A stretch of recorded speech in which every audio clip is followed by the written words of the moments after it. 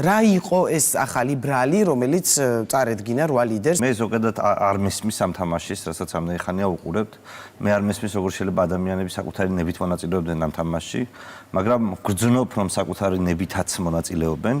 არა ყველა ცხადია და ამიტომ არის ეს ტრაგედია, რომ ვიღაც ადამიანები ნებით რაღაცაში მონაწილეობენ და ვიღაც ადამიანები შემთხვევითი მსხვერპლები არიან ამ ყველაფრის. აი ის ხალხიც, რომელიც თავისი ნებით მონაწილეობს, ისინიც კი მეწოდება. იმიტომ რომ აი როგორ შეიძლება ასეთი გარიგება დადო, რის აღსასრულება და ციხეში შენინებით ძიხარ.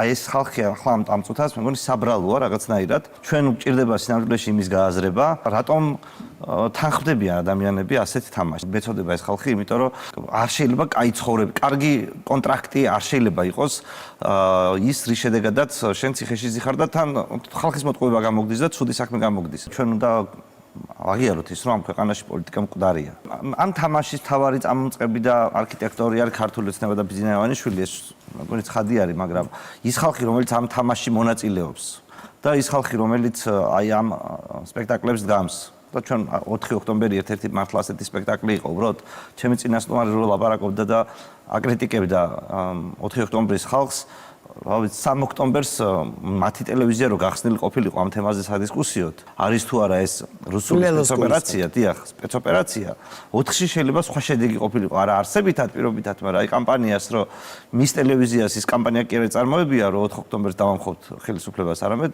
წარმოებინა არჩევნებზე მისვლის კამპანია, საერთოდ სხვა შედეგი იქნებოდა, ამიტომ თუ ეს რუსული სპეცოპერაცია იყო, მისი ტელევიზიაც მონაწილეობდა ამ რუსულ ეგრეთ წოდებულ რუსულ სპეცოპერაციაში. მე ვეცდებოდი ვიპოვო შერიგების გზა ამ სიტუაციიდან და ოპოზიციონერებს შორის თუნდაც მოდი იქ უკვე ჩემი აზრით იქ იმ აქციაზე უკვე აღარ არიან პოლიტიკოსები, პოლიტიკური პროცესისგან ის სრულად დაიცვალა. იქ არიან აქტივისტები. ის ხალხი, რომელიც უბრალოდ იქ დადის, იქ რაღაცას აპროტესტებს, მათ ნაწილს იჭერენ, ვიღაცები ციხეში ზიან და ეს პროცესი კიდევ უფრო და უფრო მეტ ჩიხში შედის.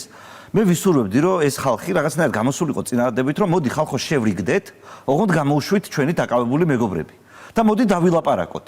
და აი წარმოიდგინეთ, რომ შენ მიდიხარ ხელისუფლებასთან და ამბობ, რომ მოდი შევრიგდეთ. და ის ხალხი, რომელიც თქვენ ციცით, მეც ვიცი, ყველა მიცის, რომ მათი დიდი ნაწილი უბრალოდ ყვილაზის, იმიტომ რომ პოლიტიკური ბრძოლის ფარგლებში ან რაღაც აქტივისტური ბრძოლის ფარგლებში ციხეში, თორე სხვა შემთხვევაში, საყოფაცხოვრებო შემთხვევებში იგივე გადაცემები რო ყოფილიყო, ის ხალხი ციხეში არ იჯდებოდა ფიზიკურად, მოდი ეს ხალხი გამოუშვა და გავაგრძელოთ ცხოვრება. მე ვერ წარმომიდგენია უბრალოდ რამდენ ხანს უნდა გაგრძელდეს ეს, რამდენ ხანს უნდა იჯდნენ ადამიანები ციხეში, რომლებიც იქ არ უნდა იჯდნენ, ეს ყველას ესმის. ამათ კიდე ახალი ადამიანები, ახალი ჯარიმები რაღაც ემატება და რატო ვაკეთებთ ამას? ანუ ბოლოს და ბოლოს რა ღირებულება გააჩნია ამას. მაგრამ ამის იმედი ნაკლებად მაქვს, იმიტომ რომ ესეც სამწუხაროდ იმ სპექტაკლის ნაწილი მგონია, რაზეც ლაპარაკობდა, რომლის გამოც არის პოლიტიკური პროცესი.